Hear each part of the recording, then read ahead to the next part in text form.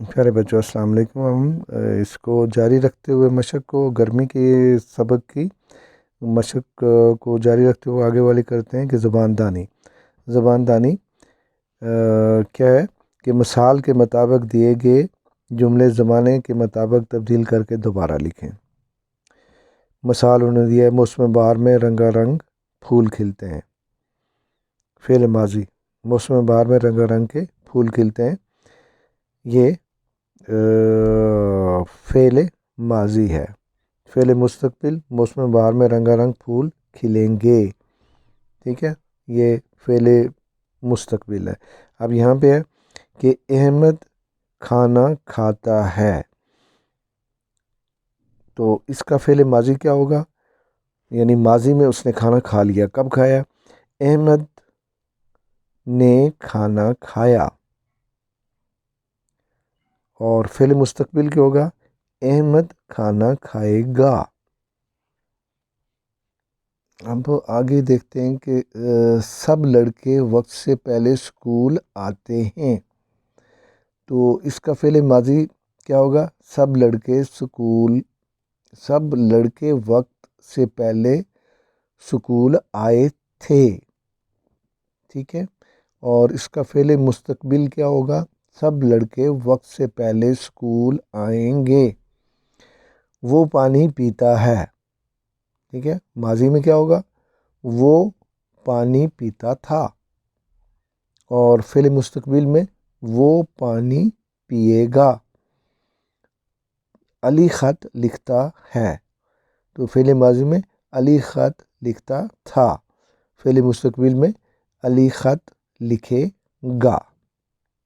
اب یہ ہے کہ لکھائی کی مہارت، نظم پڑھیں اور اس کا مرکزی خیال تحریر کریں۔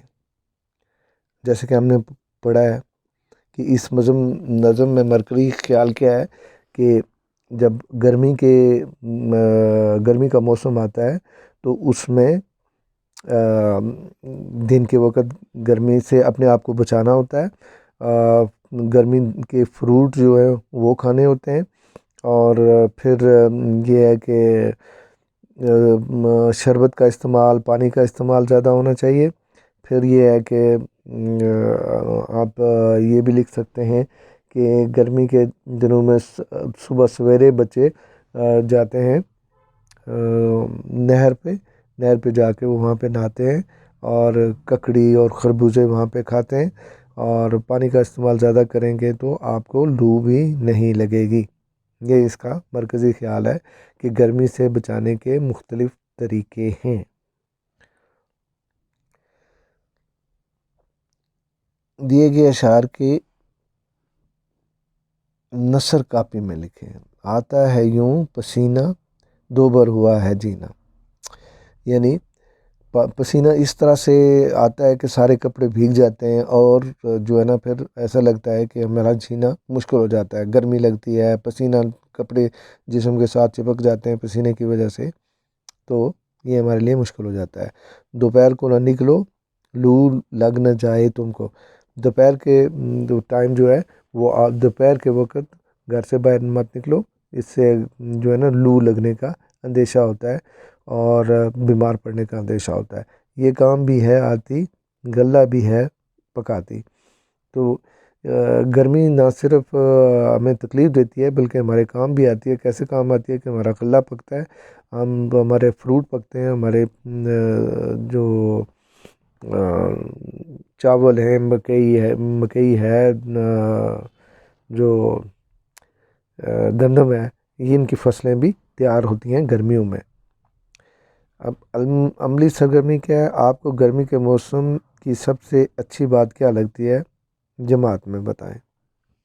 ہر ایک بندے کو اپنی اپنی اچھی بات کیا لگتی ہے۔ کچھ لوگوں کو جو ہے نا فروٹ کا کھانا بہت اچھا لگتا ہے، کچھ لوگوں کو نہر میں نہانا بہت اچھا لگتا ہے، کچھ لوگوں کو جو ہے گھر میں گرمیوں کے دنوں میں دوپہر کے وقت گھر میں ٹھہرنا اچھا لگتا ہے۔